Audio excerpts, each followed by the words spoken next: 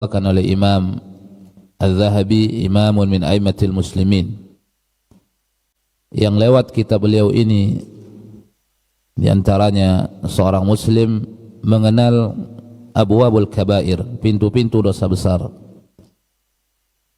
Karena sebagaimana seorang muslim diminta untuk mempelajari abwabul khair, pintu-pintu kebaikan, agar dia bisa mengamalkan kebaikan-kebaikan itu, maka seorang muslim juga hendaknya mengetahui tentang abwabus syarr, pintu-pintu keburukan, agar dia bisa berhindar dari keburukan-keburukan tersebut.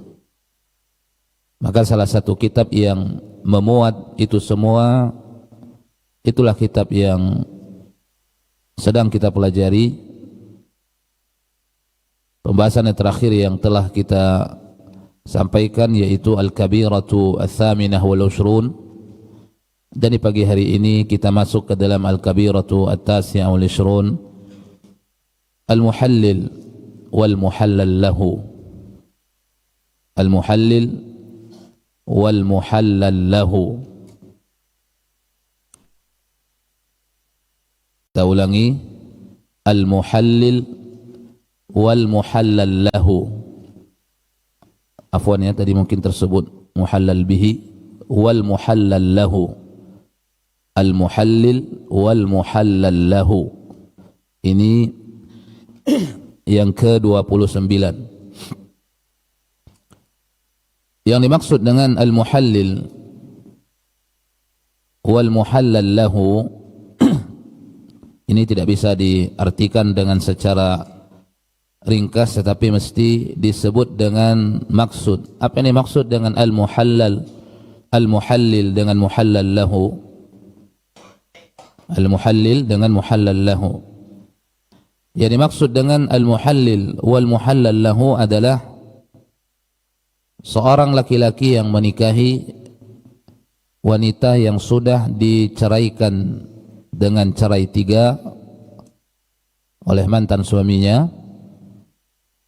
Karena dalam Islam itu tidak bisa kembali hatta tankiha zaujan ghairah.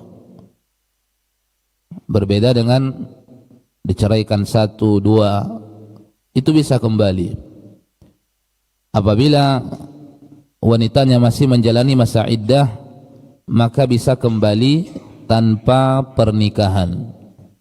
Laki-laki cukup mengatakan arja'tuki, aku ingin kembali kepadamu. Selesai, mereka kembali seperti sebelumnya. Suami menceraikan istrinya, kemudian istri menjalani masa iddah. Thalathatu quru, kata Allah Taala dalam Al-Quran. Ini berlaku cerai 1, cerai 2, talak 1, talak 2. Andaikan di dalam masa iddahnya, di dalam masa iddah wanita tadi, suaminya merujuk dia kembali, maka terjadilah rujuk itu. Mereka kembali menjadi suami istri. Hanya dengan mengatakan arja'tuki, aku ingin kembali kepadamu. Bahkan sebagian para ulama mengatakan tanpa ucapan pun itu bisa rujuk, hanya dengan perbuatan. Kalau suami yang telah menceraikan istrinya 1, 2 dan di dalam masa iddah suami tadi tiba-tiba mendekati istrinya, kembali mencampuri istrinya, ini bahasa kiasan menunjukkan dia ingin kembali kepada istrinya. Tapi seyogyanya atau sebaiknya itu diucapkan supaya lebih jelas. Suami mengatakan arja'tuki, sudah. Atau ketika masa iddahnya selesai masa iddahnya, suami tidak mengucapkan kalimat rujuk, kalimat kembali kepada istrinya, maka setelah selesai masa iddah, wanita pun pulang ke rumah orang tuanya, resmi mereka berpisah. Suami pun masih bisa kembali kepada istrinya dengan melamarnya kembali. Kalau diterima, menikah, tapi bisa mereka kembali. Tapi kalau tidak diterima, ya sudah. Karena kalau sudah selesai masa iddahnya, ini kembali kepada seorang wanita. Kalau dia terima, mereka bisa menikah kembali, kalau tidak, tidak. Tapi kalau di dalam masa iddah itu tidak ada hakkur rujuk, hak untuk kembali itu tidak ada di tangan wanita, tetapi murni di tangan laki-laki. Nah, sekarang bagaimana dengan suami yang telah menceraikan istrinya talak 3? Ini tidak bisa kembali. Baik kembali seperti yang pertama atau seperti yang kedua, ini tidak. Allah mengatakan hatta tankiha zaujan ghairah, sampai wanita tadi yang telah dicerai 3 menikah dengan laki-laki yang lain. Menikah dengan laki-laki yang lain, kemudian terjadi perceraian, dia jalani masa iddahnya. Setelah selesai, baru mantan suaminya dulu bisa kembali melamarnya untuk menikahinya kembali. Nah, sekarang yang dimaksud dengan muhallil ini ma'asyarul muslimin, yaitu seorang laki-laki menikahi wanita yang sudah dicerai 3 talak oleh suaminya, kemudian dia nikahi agar mantan suaminya bisa nanti kembali kepadanya setelah dia ceraikan.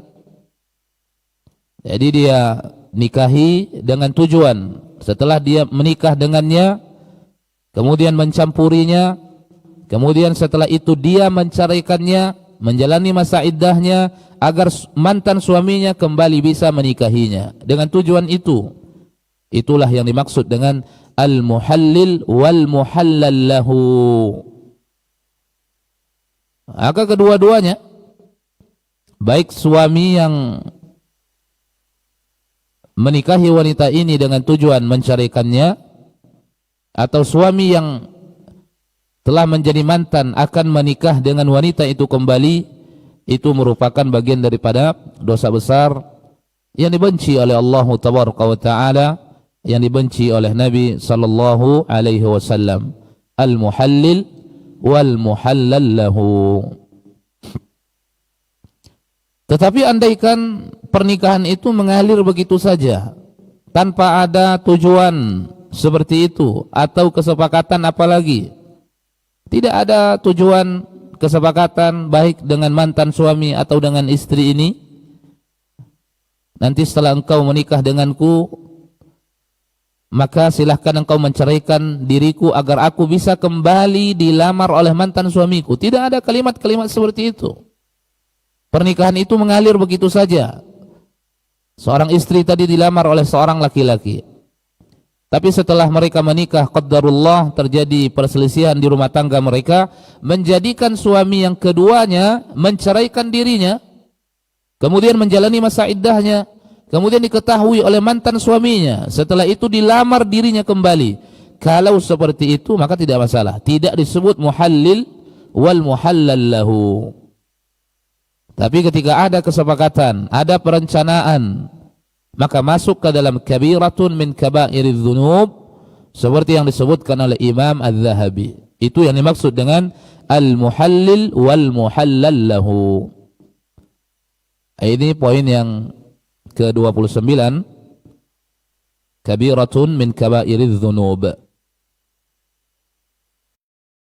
Makanya ma'asyiral ikhwah, dalam kasus-kasus perceraian ini bukan perkara-perkara yang mudah. Apalagi suami langsung menjatuhkan talak 3. Ini tidak diperkenankan sebenarnya di dalam Islam sekaligus.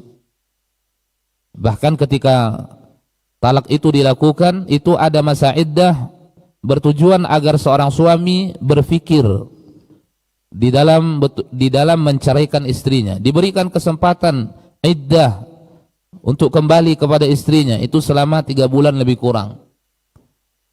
Ini pertama, memang perceraian tersebut bukan sesuatu yang mudah, kecuali misalnya terjadi perselisihan, kemudian tidak ada jalan keluar kecuali perceraian. Kalau sekiranya kedua-duanya menginginkan kebaikan, sang suami menginginkan kebaikan, sang istri menginginkan kebaikan, maka lewat perceraian itu bisa jadi membawa kebaikan bagi mereka. Tapi kalau perceraian yang tidak didasari dengan alasan-alasan yang benar, maka ini justru akan menimbulkan masalah-masalah setelahnya. Pertama, Imam Zahabi membawakan sebuah dalil dari hadis Nabi sallallahu alaihi wasallam yang dikeluarkan oleh Imam At-Tirmidzi dan Imam An-Nasa'i dari jalan Ibnu Mas'ud, anna Rasulullah sallallahu alaihi wasallam la'ana al-muhallil wal muhallal lahu, rawahu An-Nasa'i wa Tirmidzi. Anna Rasulullah sallallahu alaihi wasallam la'ana al-muhallil wal muhallal lahu. Nabi sallallahu alaihi wasallam melaknat muhallil dan muhallal lahu. Ini laknat dari Nabi sallallahu alaihi wasallam. Baik suami yang berencana melakukan pernikahan dengan wanita tadi dengan tujuan akan menceraikannya, atau suami yang akan kembali kepadanya yang bersekongkol dengan laki-laki tersebut. Apalagi wanita juga terlibat di dalamnya, sama masuk ke dalam apa yang disebutkan oleh Nabi sallallahu alaihi wasallam. Laknat artinya adalah at-tardu an rahmatillah, tersingkirkan dan dijauhkan seseorang dari rahmat Allah tabaraka wa taala, dan yang mengucapkan kalimat laknat adalah Nabi sallallahu alaihi wasallam. Semulia-mulia manusia, semulia-mulia utusan-utusan Allah tabaraka wa taala, sayyidul anbiya'i wal mursalin, pemimpin para nabi, para utusan-utusan Allah tabaraka wa taala, sayyidu waladi Adam, pemimpin anak cucu Adam. Doa dikabulkan oleh Allah tabaraka wa taala. Maka ucapan yang diucapkan oleh Nabi, ma'asyiral ikhwah, yang mengandung doa di dalamnya, kalimat-kalimat al-la'nah. Ini menunjukkan bahwa perbuatan tersebut adalah perbuatan yang begitu dibenci oleh Nabi sallallahu alaihi wasallam. Dan sesuatu yang dibenci oleh Nabi sallallahu alaihi wasallam atas dasar agama, sesuatu yang dibenci oleh Allah tabaraka wa taala, karena Nabi tidaklah membenci kecuali apa yang dibenci oleh Allah tabaraka wa taala. Dan Nabi membenci perbuatan ini, menunjukkan perbuatan ini dibenci oleh Allah tabaraka wa taala. La'ana al-muhallil wal muhallal lahu. Sebuah hadis yang diriwayatkan oleh Imam An-Nasa'i dan Imam At-Tirmidzi. Kemudian wa bi isnadin jayyidin an Ali radhiyallahu anhu, dan dengan sanad yang jayyid, dengan sanad yang bagus, berarti tidak ada masalah di dalam sanadnya dari sisi pengkajian ilmu hadis. Apabila diterapkan syarat-syarat hadis sahih, maka berlaku di dalamnya mattasala sanaduhu binaklil adli ad-dhabiti an mithlihi ila muntahahu min ghairi syududin wala illah. Ittisalus sanad, sanadnya bersambung, yang menukilkan, yang meriwayatkan memiliki sifat adalah dan hafalannya kuat, kemudian tidak ada syadz dan tidak ada illah. Ini 5 syarat hadis sahih. Wa bi isnadin jayyidin an Ali, dengan sanad yang jayyid dari Ali radhiyallahu an, suami daripada Fatimah Zahra, anin Nabi sallallahu alaihi wasallam, mithluh, juga seperti itu. Maka Ibnu Mas'ud meriwayatkan atau mendengarkan, mengetahui perkara ini dari Nabi sallallahu alaihi wasallam. Begitu juga Ali radhiyallahu an meriwayatkan hal yang sama dengan yang diriwayatkan oleh Ibnu Mas'ud radhiyallahu anhuma. La'ana al-muhallil wal muhallal lahu. Kembali kita ulang, ini apabila dengan tujuan seperti yang kita sebutkan. Tapi kalau mengalir begitu saja peristiwa itu, maka hukumnya tidak masalah. Makanya Allah mengatakan hatta tankiha zaujan ghairah, sampai wanita itu menikah dengan suami yang lain. Tapi tidak ada persekongkolan, tidak ada perencanaan, tidak ada perundingan sebelumnya, tidak ada kesepakatan sebelumnya.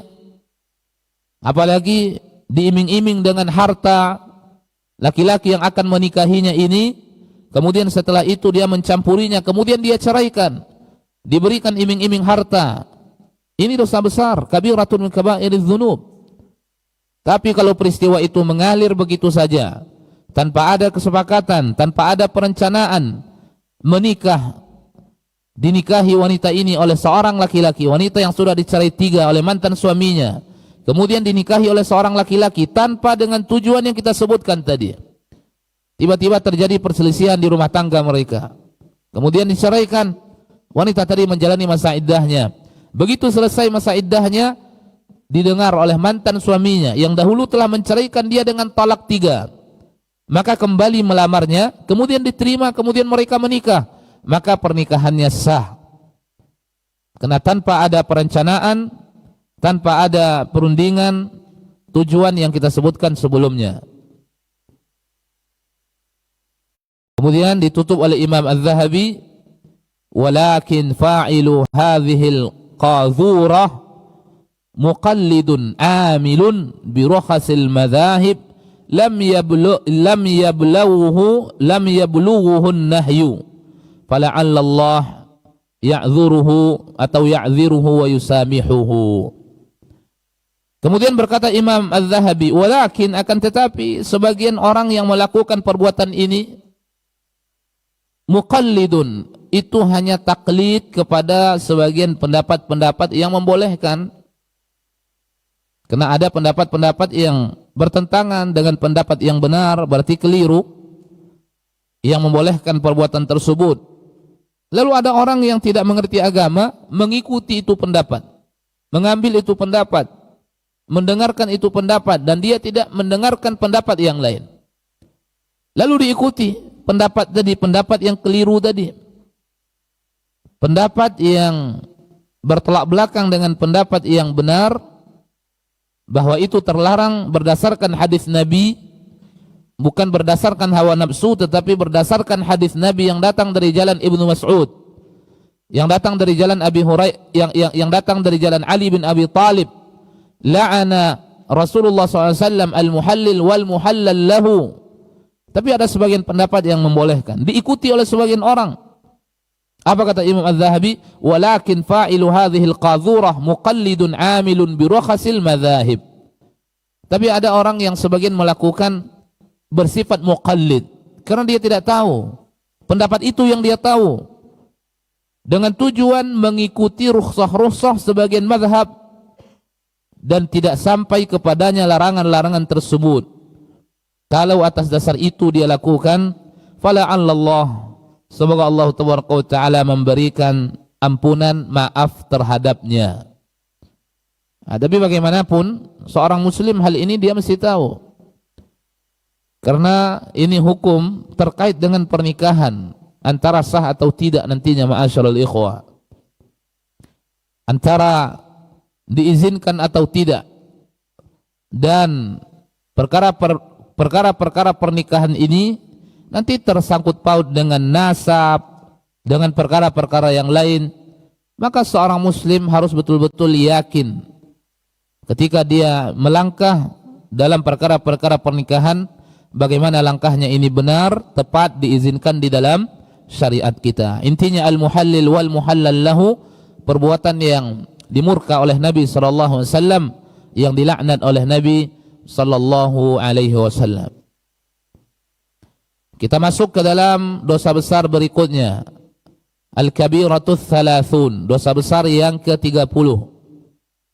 Di dalam kitab Al-Kabair lil Imam Az-Zahabi, aklul maitati wad-dami wa lahmil khinzir, memakan bangkai, kemudian darah, kemudian daging babi. Ini salah satu yang diharamkan di dalam agama kita, yang disebutkan pengharamannya oleh Allah Ta'ala dengan jelas, tanpa, tidak bisa kita bawa kemana-mana keterangannya, kecuali dengan memahami yang sudah ada zahirnya. Tidak bisa lagi dibawa, oh maksudnya ini, oh maksudnya ini, tidak. Ini sudah jelas, bin nas disebutkan oleh Allah Tabaraka wa Ta'ala kepada Nabi sallallahu alaihi wasallam agar Nabi menyampaikan kepada umatnya, agar Nabi menyampaikan kepada manusia tentang perkara-perkara yang haram untuk dimakan. Diperintahkan oleh Allah Tabaraka wa Ta'ala agar Nabi menyampaikan kepada umatnya. Maka di antara yang disebutkan oleh Allah Tabaraka wa Ta'ala dan diperintahkan Nabi menyampaikannya, di antaranya adalah aklul maitah waddam walahmal khinzir. Ini sesuatu yang diharamkan, ma'asyiral ikhwah, iyadzan billah. Imam Az-Zahabi pertama menukilkan dalil dari Al-Quran di dalam surat Al-An'am ayat 145. Allah mengatakan, "Qul la ajidu fima uhiya ilayya muharraman ala ta'imin yat'amuhu illa an yakuna maitatan aw daman masfuhan aw lahma khinzirin fa innahu rijsun." Di dalam ayat yang mulia ini dengan tegas Allah perintahkan Nabi untuk menyampaikan qul, dari kalimat qala yaqulu fi'lul amri ala wajhil isti'la, datang dari Allah Tabaraka wa Ta'ala kepada hambanya, dan di sini adalah Nabi sallallahu alaihi wasallam muballighun anhu, penyampai dari Allah Tabaraka wa Ta'ala. Allah mengatakan qul, engkau katakan wahai Muhammad, dan qul ini berbentuk daripada perintah, dari kalimat mengatakan qul, katakanlah wahai Muhammad, dan mukhatab di dalam ayat ini adalah An-Nabi sallallahu alaihi wasallam, Rasuluna al-Karim alaihi salatu wassalam. Qul, engkau katakan wahai Muhammad, la ajidu fima uhiya ilayya muharraman, aku tidak mendapatkan apa-apa yang diwahyukan kepadaku, sesuatu yang diharamkan untuk dimakan, makanan yang diharamkan untuk dimakan, muharraman ala ta'imin yat'amuhu, haram dimakan oleh orang yang memakannya. Ta'im isim fa'il dari kalimat memakan, ta'im. Yat'amuhu, yang dimakan oleh orang yang memakan. Qul la ajidu fima uhiya ilayya muharraman ala ta'imin yat'amuhu, terhadap orang yang memakan, yang akan dia makan, illa ayyakuna maitah, kecuali yang dimakan itu adalah bangkai. Kecuali yang dimakan itu adalah bangkai, yaitu hewan-hewan yang matinya tanpa disembelih dengan cara yang syar'i, itulah bangkai. Bangkai ialah hewan-hewan yang disembelih tanpa hewan-hewan yang mati tanpa disembelih dengan sembelihan yang syar'i, atau hewan-hewan yang tidak disembelih sama sekali. Bertemu dengan misalnya seekor ayam yang sudah mati, maka itu bangkai. Atau disembelih tetapi penyembelihannya tidak syar'i, tidak seperti yang diizinkan di dalam syariat, tidak seperti yang dianggap sah di dalam syariat. Penyembelihan yang dilakukan bukan atas nama Allah Tabaraka wa Ta'ala, maka penyembelihannya itu, sembelihannya itu disebut dengan bangkai. Allah Tabaraka wa Ta'ala mengatakan, wala ta'kulu mimma lam yuzkar ismullahi alaihi wa innahu lafisq, kata Allah Tabaraka wa Ta'ala. Walaupun dimasak dengan masakan yang nikmat, rempahnya lengkap, semuanya lengkap, tapi disembelih bukan penyembelihan yang benar, tidak disebutkan nama Allah Tabaraka wa Ta'ala ketika menyembelihnya. Karena wajib siapapun menyembelih seekor binatang ternak untuk dimakan, untuk dimasak, dimakan, itu wajib menyebutkan nama Allah Tabaraka wa Ta'ala. Dan Allah mengatakan, wala ta'kulu mimma lam yuzkar ismullahi alaihi wa innahu lafisq, kata Allah Tabaraka wa Ta'ala. Maka yang pertama adalah illa ayyakuna maitatan, kecuali makanan tadi adalah maitah, bangkai. maka tidak boleh, itu sesuatu yang diharamkan. Senikmat apapun, dimasak dengan cara apapun dan seharum apapun, apabila dia bangkai maka hukumnya diharamkan oleh Allah Tabaraka wa Ta'ala. Qul la ajidu fima uhiya ilayya muharraman ala ta'imin yat'amuhu illa ayyakuna maitatan. Kecuali yang pertama, wahai Muhammad, ayyakuna maitah, makanan itu bangkai, maka hukumnya diharamkan. Au daman masfuha, atau darah yang mengalir, itu juga tidak boleh, diharamkan. Au lahma khinzirin fa innahu rijsun, atau dia merupakan, makanan tersebut merupakan daging babi. Au lahma khinzir fa innahu rijsun, sesungguhnya dia merupakan najis, kotor, kata Allah Tabaraka wa Ta'ala. Makanya Imam Az-Zahabi dengan tegas mengatakan di dalam judul Al-Kabiratul Thalathun, aklul maita waddam walahmal khinzir. Bin nas disebutkan oleh Allah Tabaraka wa Ta'ala dan diperintahkan Nabi menyampaikan kepada umatnya, qul la ajidu fima uhiya ilayya muharraman ala ta'imin yat'amuhu illa, disebutkan satu persatu, ayyakuna maitatan au daman masfuhan au lahma khinzirin. Tidak hanya sampai di situ, Allah mengatakan fa innahu rijsun.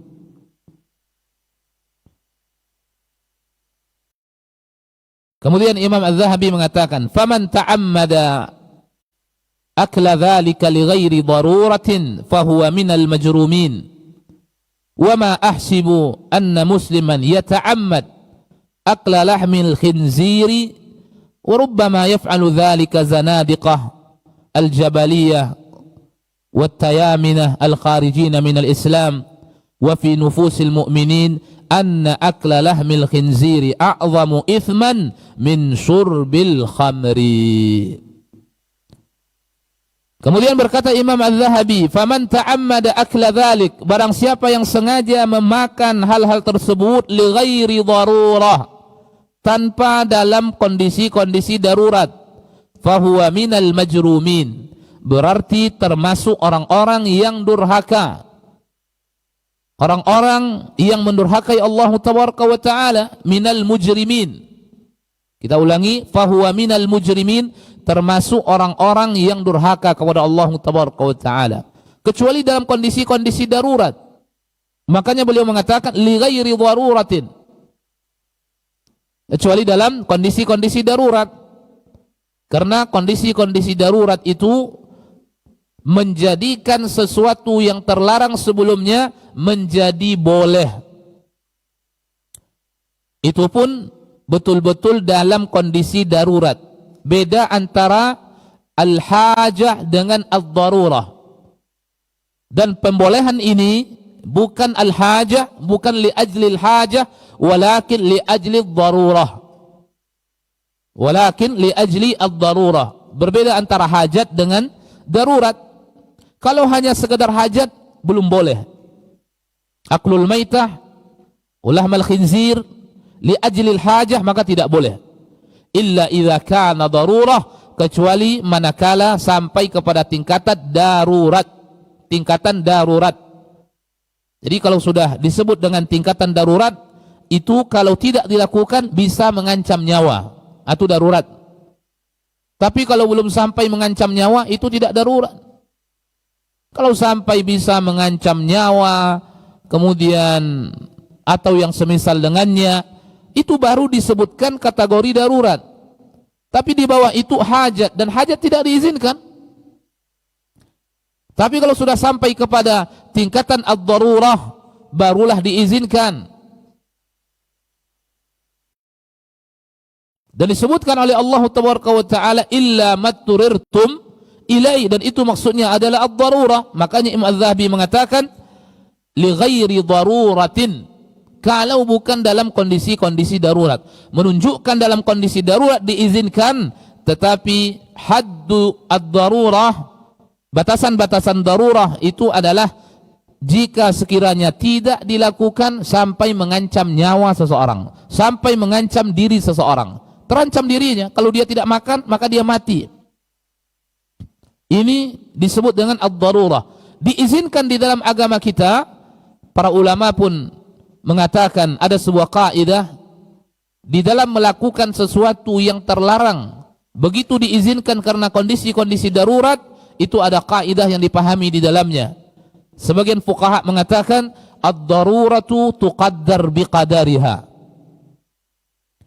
Sesuatu yang terlarang dalam kondisi yang tidak darurat, kemudian diizinkan karena kondisi darurat untuk melakukannya, maka yang diizinkan itu mesti ditakar dengan takaran sesuai dengan yang dibutuhkan saja. Misalnya makan bangkai ini, tidak ada makanan kecuali seseorang itu di hadapannya ada bangkai. Kalau dia tidak makan, dia akan mati. Artinya tidak sekedar lapar saja. Kalau sekedar lapar itu baru membutuhkan, bukan kondisi darurat. Tapi laparnya sudah sangat parah sekali, bahkan sudah berhari-hari dia belum makan. Kemudian dia berjumpa dengan al-maitah. Hanya ada dua pilihan di hadapannya. Pilihan pertama, dia tetap tidak memakan itu bangkai, maka dia akan mati. Pilihan kedua, dia memakan itu bangkai. Ketika dia memakannya dalam kondisi darurat, dan ini diizinkan. Dan ada sebuah kaidah yang disebutkan oleh para ulama, ad-daruratu tuqaddar biqadariha. Pembolehan sesuatu karena kondisi darurat itu sekedarnya saja, ditakar sesuai dengan takarannya. Tidak boleh dia mengambil bangkai itu, kemudian dia memakannya, kemudian dia menyimpannya, maka tidak boleh. Maka cukup untuk menyelamatkan dirinya dari kondisi darurat itu saja. Itu yang dimaksud dengan ad-daruratu tuqaddar biqadariha. Jadi pertama ada sebuah kaidah, ad-daruratu tubihul mahdzurat. Kondisi yang darurat membolehkan sesuatu yang terlarang. Namun bagaimana pembolehannya? Keluar lagi kaidah, di dalam kaidah ini ad-daruratu tuqaddar biqadariha.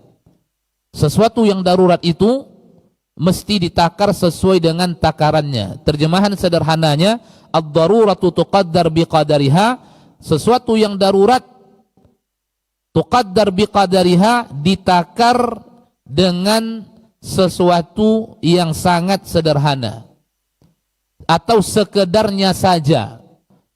Dia sudah hilang laparnya, kembali dia memiliki tenaga, walaupun dia belum sangat kenyang, maka sudah selesai.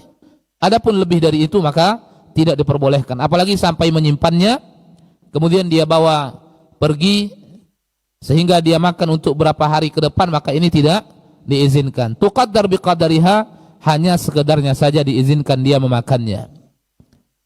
Wa ma ahsibu anna musliman, dan saya tidak mengira, kata Imam Az-Zahabi, seorang muslim sengaja memakan benda-benda tersebut.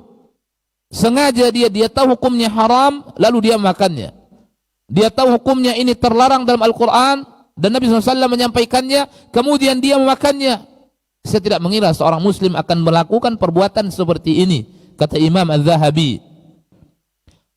Wa rubbama yaf'alu dzalik, tetapi yang akan berani melakukan itu adalah orang-orang zindik. Orang-orang yang berada di luar Islam, al-jabaliyah wat-tiyamanah al-kharijina minal Islam wa fi nufusil mu'minin. Dan walillahil hamdu wal minnah, di dalam jiwa-jiwa orang-orang yang beriman, bahwa memakan daging babi tersebut a'zamu ithman min syurbil khamri. Dosanya lebih besar daripada minum khamar, minum tua. Itu sudah sesuatu yang lumrah, diketahui oleh orang-orang yang beriman, dan orang-orang yang beriman meyakini itu.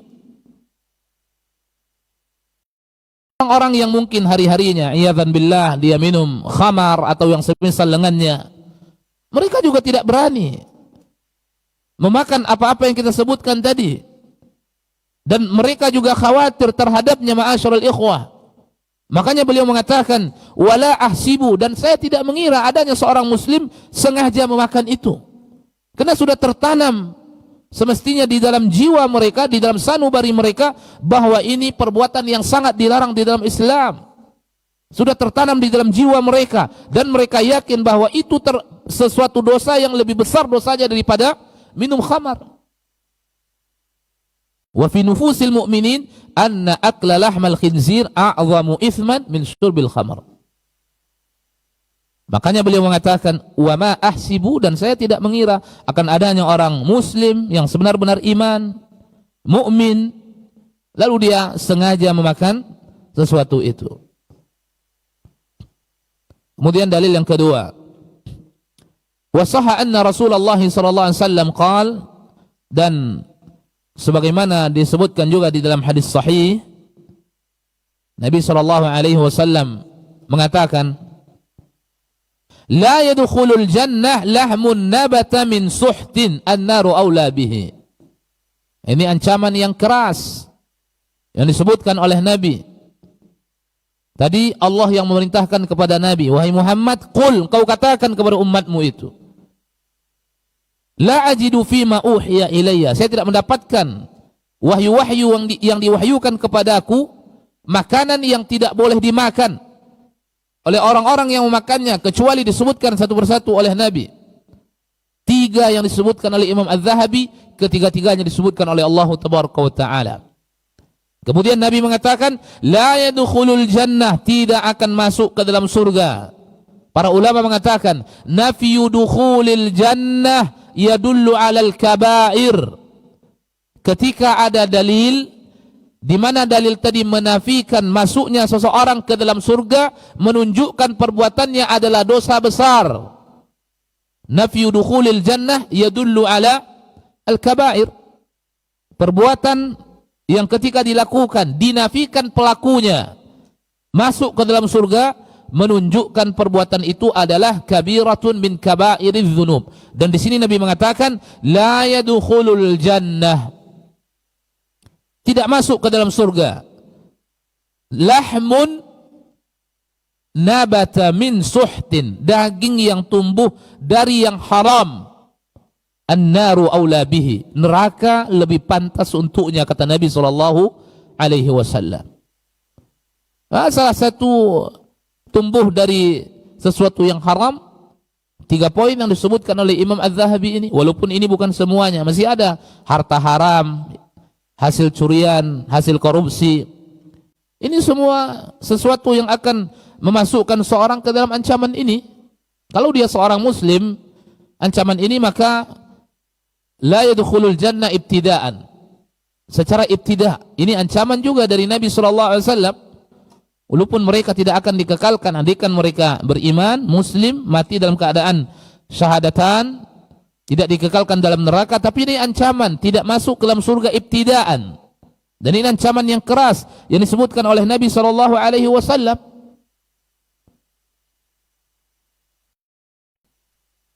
Kemudian berikutnya, waqad ajma'al muslimun ala tahrim al-la'ab bin nard wa yakfika min hujajihim ala tahrimihi qaulun Nabi sallallahu alaihi wasallam alladhi thabata anhu man la'iba bin nard sira faka'annama sabagha yadahu fi lahmil khinzir wa damah. Kemudian beliau mengatakan, waqad ajma'al muslimun, dan telah bersepakat kaum muslimin akan haramnya permainan an-nard, permainan dadu, batu dadu. Ini salah satu permainan bin nas diharamkan oleh Nabi. Walaupun secara umum permainan pada umumnya hukumnya mubah, itu tergantung tujuannya. Tergantung apa? Tujuannya. Permainan-permainan yang tidak disebutkan di dalam nas pengharamannya, maka secara umum hukumnya apa? Mubah. Seluruh permainan. Kalau berbicara tentang perkara yang mubah, nanti hukumnya ikut kepada tujuan daripada sesuatu itu dilakukan. Karena yang mubah itu nanti hukumnya tergantung wasilah. Kalau permainan itu bisa melalaikan dirinya, makanya hukumnya haram bagi orang-orang yang melalaikan dirinya. Permainan yang karenanya melalaikan salat, meninggalkan salat, berarti haram bagi dia permainan itu. Walaupun bagi yang lain tidak diharamkan. Kecuali permainan yang dengan nas disebutkan pengharamannya. Ini dia. Bermain dadu ini, batu dadu. Berbeda dengan permainan-permainan yang lain, hukumnya mubah, itu tergantung wasilahnya saja. Misalnya main bola misalnya, atau main permainan apa saja, basket, bola, maka tergantung, hukum asalnya mubah. Tapi kalau sampai melalaikan, maka tidak boleh. Meninggalkan salat, maka tidak boleh, haram bagi dia ketika itu permainan itu. Bagi yang lain tidak. Tapi permainan ini diharamkan dengan hadis Nabi SAW, walaupun tidak melalaikan. Jadi ini tidak disebutkan sesuatu yang mubah, tetapi diharamkan binasir Rasul dengan ucapan Nabi SAW. Berbeda dengan permainan-permainan yang lain. Olahraga-olahraga yang antum semua mungkin lakukan di sini, hukum asalnya mubah, selagi tidak melalaikan, tidak ada unsur-unsur judi di dalamnya. Tapi haramnya an-nard ini bukan karena ada judi di dalamnya, tidak. Hatta tidak ada perjudian di dalamnya, ini juga diharamkan. Karena Nabi yang menyebutkan, dan dalil disebutkan secara mutlak oleh Nabi SAW. Kemudian disebutkan dalam sebuah hadis, ma'asyarul ikhwah, barang siapa yang memainkan permainan ini, kata Nabi SAW,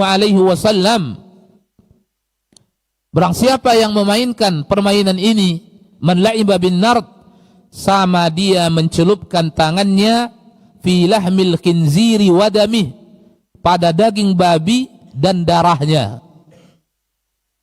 Disamakan, ini sesuatu yang diharamkan, sepakati pengharamannya, diibaratkan dia sama menyelupkan. Artinya apa?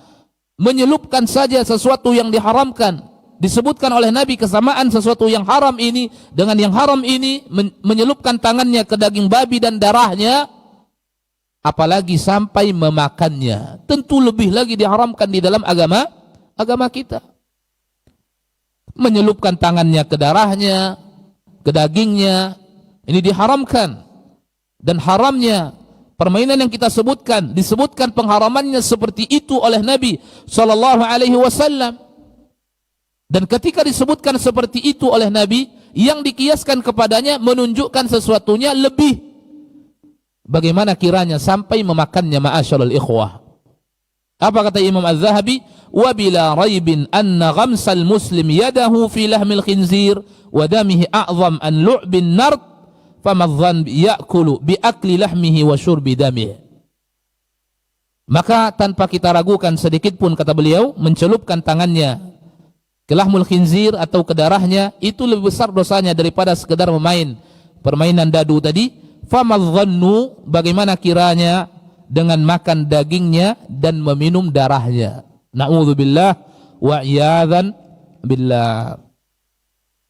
Kemudian beliau mengatakan, ajarana Allah min dzalika minhu wa karamih.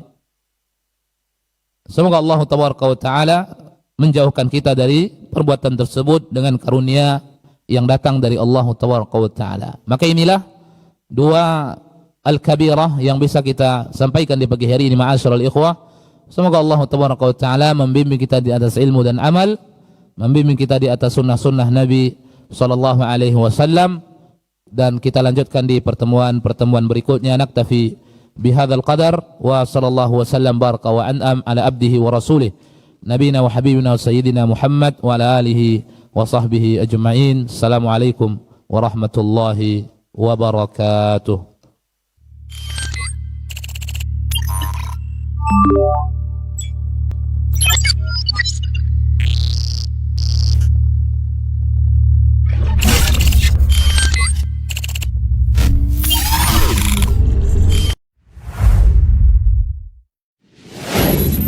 Assalamualaikum warahmatullahi wabarakatuh. Saudara-saudariku, para pemirsa Sil TV dimanapun Anda berada, rahimani wa rahimakumullah. Semoga antum selalu berada dalam lindungan Allah tabaraka wa ta'ala, dan semoga kesehatan, keberkahan, rahmat dan nikmat Allah tabaraka wa ta'ala selalu meliputi Anda semuanya. Ma'asyiral muslimin, ma'asyiral muslimat, dakwah merupakan sebuah tugas bersama dari umat Nabi kita tercinta Muhammad sallallahu alaihi wasallam. Allah tabaraka wa taala menyuruh kita untuk meninggikan agama Allah tabaraka wa taala dengan kemampuan yang kita miliki. Yang mampu dengan ilmunya, berdakwah dengan ilmunya. Yang mampu dengan tenaganya, berdakwah dengan tenaganya. Yang mampu menyumbangkan waktunya, demikian juga yang mampu dengan hartanya, maka berdakwah dengan harta itu. Saudara-saudariku, para pemirsa Sil TV dimanapun Anda berada, pada kesempatan yang berbahagia ini, Saya mengajak Anda, pemirsa Asil TV dimanapun berada, para pencinta Asil TV dimanapun berada, untuk meringankan beban operasional yang dibutuhkan oleh Asil TV di dalam mengemban suara dakwah yang agung ini. Mari infakkan sebahagian daripada yang Allah Tabaraka wa Ta'ala mudahkan kepada kita, dari apa yang Allah rezekikan kepada kita, guna kepentingan syiar dakwah melalui media-media, di antaranya adalah Asil TV. Melalui Asil TV, sangat banyak saudara-saudari kita kaum muslimin dan muslimat yang bisa mendapatkan dakwah di bumi yang sangat jauh, di negeri yang sangat terpencil. Bahkan tidak sedikit dari mereka yang mendapatkan hidayah kepada sunnah Rasulullah SAW melalui media Asil TV yang kita cintai. Semoga apa yang antum berikan merupakan pembuka kebaikan, merupakan pembuka hidayah bagi saudara-saudari antum menuju jalan yang sesuai dengan sunnah Nabi kita tercinta SAW, sehingga di akhirat mendapatkan pahala bagaikan seorang yang di tangannya Allah Tabaraka wa Ta'ala bukakan hidayah kepada seseorang, seperti yang dikatakan Nabi kita tercinta SAW, la iyahdiyallahu bika rajulan wahidan khairun laka min humurin na'am. Sekiranya satu orang mendapatkan hidayah melalui dirimu, melalui usahamu, melalui apa yang telah engkau berikan, melalui apa yang telah engkau dakwahkan, maka itu lebih baik daripada unta merah. Sebagian para ulama mengatakan lebih baik daripada dunia dan perhiasannya. Sallallahu wasallam wa baraka wa an'am ala abdihi wa rasulihi Muhammad walhamdulillahi rabbil alamin. Assalamualaikum warahmatullahi wabarakatuh.